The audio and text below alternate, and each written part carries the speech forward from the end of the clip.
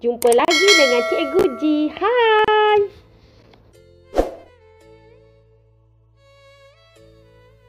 Hai murid-murid, apa khabar hari ini?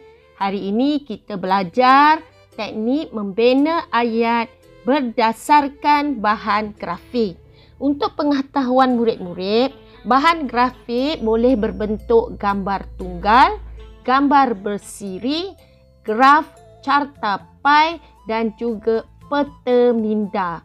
Bahagian membina ayat ialah di bahagian A, masa yang diberikan 10 minit dan 10 markah. Baiklah, hari ini cikgu akan mendedahkan kepada murid-murid teknik membina ayat berdasarkan bahan grafik. Sudah bersedia murid-murid? Jom!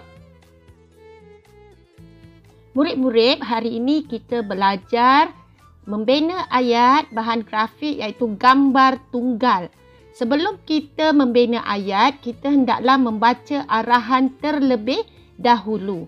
Okey, kita baca arahan bersama-sama.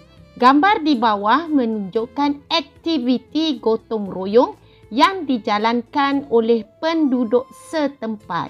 Tulis 5 ayat yang lengkap tentang gambar tersebut. Jadi kunci kata dalam arahan itu ialah aktiviti gotong royong. Aktiviti gotong royong yang dilakukan oleh penduduk setempat itu pertama yang bulatan berwarna hijau iaitu membersihkan longkang.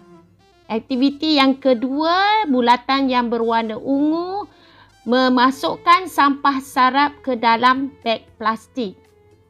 Aktiviti gotong royong yang ketiga, bulatan berwarna merah, menyapu sampah dan mengutip daun-daun kering. Seterusnya, aktiviti gotong royong yang keempat, bulatan berwarna biru mengikat bungkusan sampah sarap. Akhir sekali, aktiviti gotong royong yang kelima, kotak berwarna kuning mengecat bangunan. Tips membina ayat ya murid-murid. Sebelum membina ayat, kita hendaklah menulis idea yang terdapat di dalam gambar, iaitu 5 idea penting. Setelah mendapat 5 idea penting tersebut, kita catatkan, barulah kita boleh membina ayat.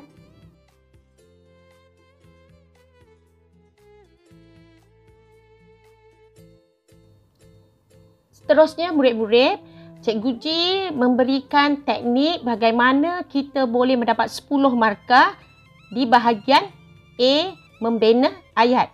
Bermula kita hendaklah membuat kotak seperti yang murid dapat lihat.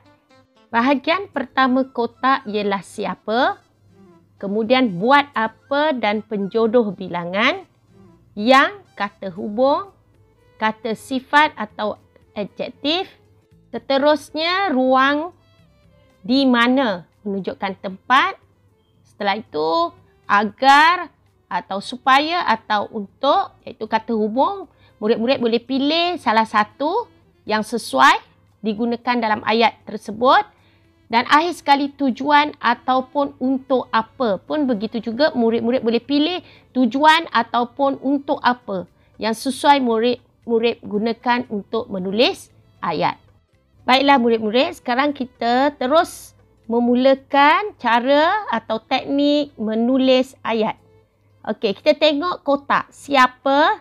Dini. Buat apa? Menyapu sampah sarap. Kalau ada penjodoh bilangan, kita gunakan. Kalau tak ada, kita abaikan. Kemudian kita tulis yang. Kita terus tulis yang. Kemudian kita ambil kata sifat atau adjektif, iaitu banyak. Okey, di mana? Di dalam longkang. Kemudian kita pilih agar. Terusnya kita tengok kotak yang terakhir, tujuan atau untuk apa. Maka kita pilih tujuan. Okey, tujuan longkang itu tidak tersumbat. Okey, murid-murid kita baca semula ayatnya. Siapa? Dini. Buat apa? Menyapu sampah sarap. Yang, kata adjektif, banyak. Di mana? Di dalam longkang. Kita pilih agar longkang itu tidak tersumbat. Baiklah, murid-murid boleh teruskan membina ayat berdasarkan idea yang kita telah bincangkan tadi menggunakan kotak yang dipaparkan. Murid-murid boleh berbincang dengan guru bahasa Melayu murid-murid. Baiklah murid-murid, untuk membina ayat, tekniknya murid-murid ingat 9 perkara penting ini. Siapa, buat apa dan juga penjodoh bilangan, yang, kata sifat atau kata adjektif, di mana, agar supaya untuk pilih mana-mana kata hubung yang murid-murid rasa sesuai untuk digunakan dalam ayat, dan akhir sekali tujuan ataupun untuk apa.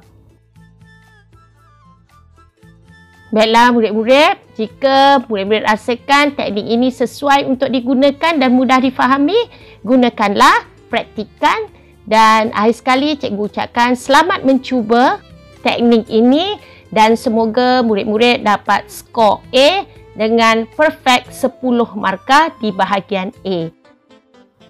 Tahniah dan terima kasih murid-murid kerana menonton. Bersama Cikgu G lagi minggu hadapan. Bye!